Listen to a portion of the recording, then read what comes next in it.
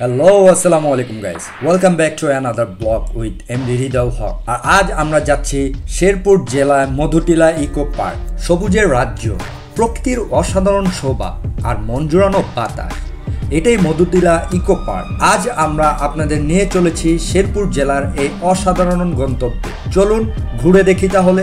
Madhutila eco park Sherpur জেলার নালিতাবাড়ি উপজেলায় অবস্থিত। ঢাকার বাস বা প্রাইভেট গাড়িতে সহজে এখানে আসা যায়। পার্কের সবচেয়ে সুন্দর জায়গাগুলোর মধ্যে একটি হলো ওয়াচ টাওয়ার। এখান থেকে পুরো পার্ক এবং আশেপাশের সবুজ পাহাড়ের দৃশ্য দেখা যায়। মধুটিলা ইকো পার্ক বিভিন্ন ধরনের গাছগাছালি ও পশু পাখি রয়েছে, যা প্রকৃতি প্রেমীদের জন্য এক দারুণ অভিজ্ঞতা এনে দেয়। একদিকে সবুজ পাহাড়, অন্যদিকে মেঘে ঢাকা আকাশ আর নির্মল বাতাস। এমন জায়গায় আসতে কার না ভালো লাগে। এবার চলে এসেছি মধুটিলার অন্যতম আকর্ষণ গোল ব্রিজ বা ত্রিপথের ব্রিজ। সাধারণত আমরা সোজা বা ঝুলন্ত ব্রিজ দেখে অভ্যস্ত, কিন্তু এই ব্রিজটি একদম গোলাকার আকৃতির, যা একে আরও ইউনিক করে তুলেছে। এই ব্রিজ পারাপার হওয়ার অনুভূতি সত্যি অসাধারণ। এই ব্রিজের তিনটি পথ আছে। যখন এপার ওপার দিয়ে হাঁটবেন তখন এক পাশে সবুজ গাছপালা আর এক পাশে লেকের সুন্দর দৃশ্য দেখতে পারবেন।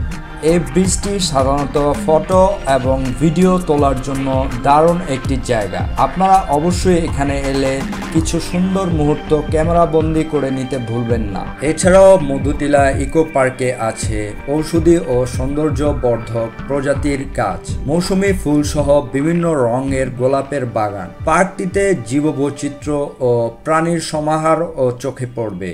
চারপাশে কেবল সবুজ আর সবুজ, মাঝে মধ্যে পাখির ডাক আর বাতাসের শব্দ শুনতে দারুণ লাগে।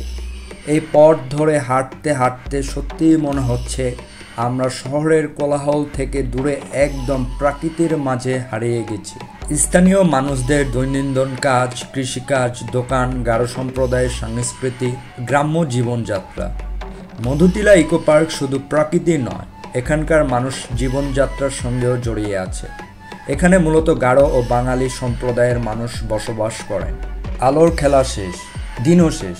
মধুটিলা ইকো পার্ক সত্যি এক অসাধারণ জায়গা, যেখানে প্রকৃতির আসল সৌন্দর্য দেখা যায়।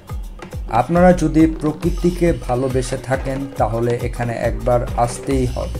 ভিডিওটা যদি আপনাদের ভালো লেগে থাকে তাহলে লাইক দিন, কমেন্টে আপনার মতামত জানান, আর অবশ্যই আমার চ্যানেলটাকে সাবস্ক্রাইব করতে ভুলবেন না।